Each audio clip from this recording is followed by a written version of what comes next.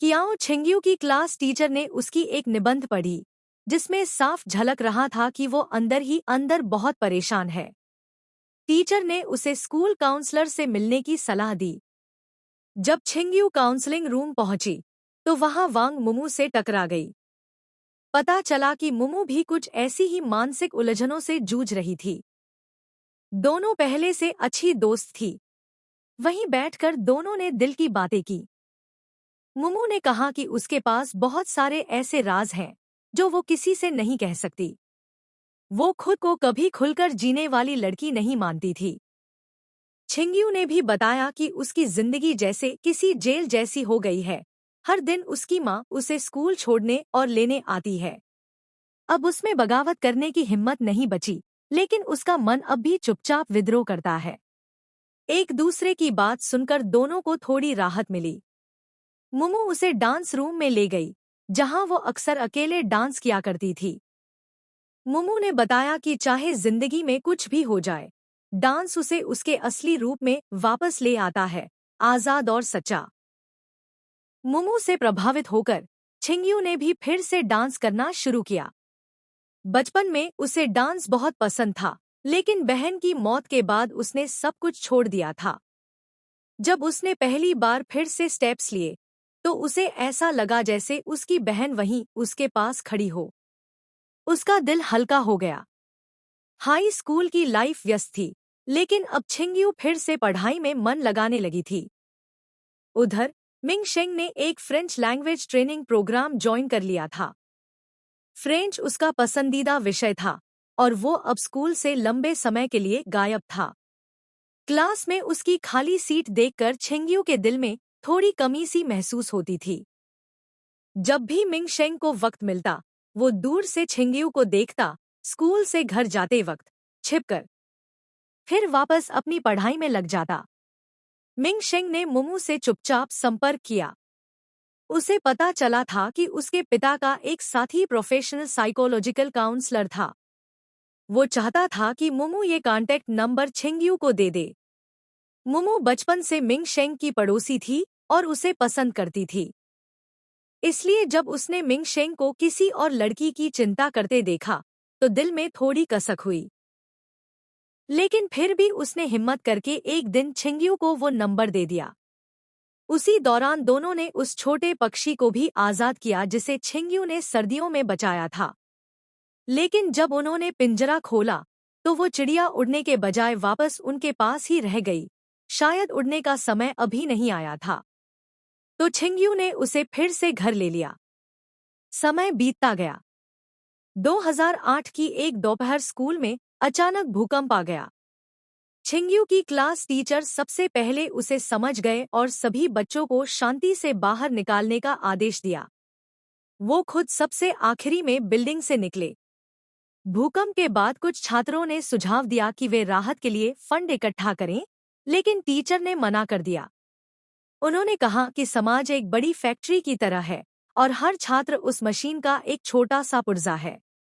उनका काम अभी सिर्फ पढ़ाई करना है, तभी समाज बेहतर तरीके से चल सकता है। ये सुनकर कई छात्रों को लगा कि टीचर बेरहम है, लेकिन फिर एक छात्र ने चुपचाप बताया कि उनके टीचर का गांव वेंचुआन में था और वो अब तक अपने परिवार से संपर्क नहीं कर पाए थे। शायद वही सबसे ज्यादा दुखी थे। सच्चाई जानकर सभी छात्र शांत हो गए और क्लास का माहौल फिर से गंभीर हो गया।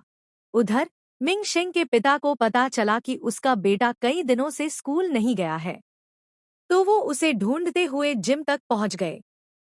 वहां मिंग शेंग ने अपने पिता से सीधे सवाल किया कि उन्होंने बचपन से सच क्यों नहीं बताया, क्यों उसे उसकी मां को लेकर गलतफहमी में रखा।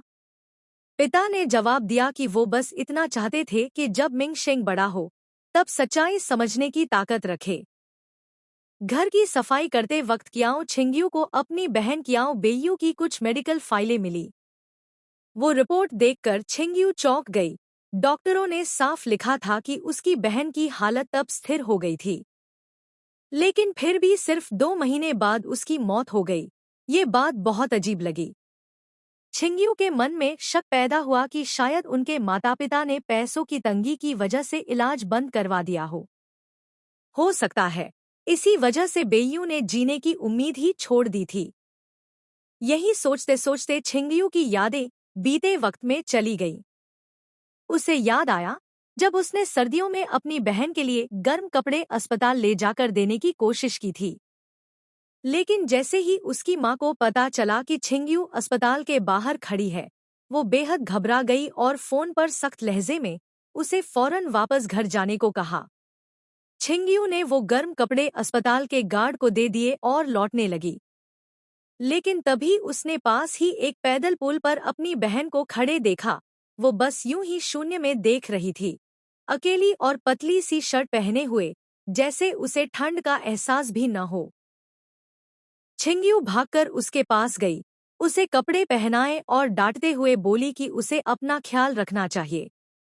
उसने कहा कि मम्मी पापा महीनों से अस्पताल में हैं और घर पर उसका छोटा भाई भी है जिसकी पढ़ाई तक कोई नहीं देख रहा। उसकी बहन ने बस धीरे से छिंगयू की चोटियां सहलाई और बहुत शांत लहजे में कुछ बातें कहीं, जैसे उसे आगे के लिए ताकीद कर रही हो कि अब खुद को संभालना। तब छिंगयू को उसकी बात थोड़ी अजीब लगी थी, लेकिन अब समझ में आया कि शायद उसी वक्त उसकी बहन ने जीने की उम्मीद छोड़ दी थी। इसी दौरान वांग मुमू के घर में एक और हंगामा हो गया। उसके मम्मी पापा में जोर जोर से लड़ाई हो रही थी। बात इतनी बढ़ गई कि उसके पिता ने उसकी मां को सीढ़ियों से गिराने तक की कोशिश की। मुमू बीच में पड़ी तो उसे भी धक्का लग गया और वो खुद कई सीढ़ियां लुढ़क गई।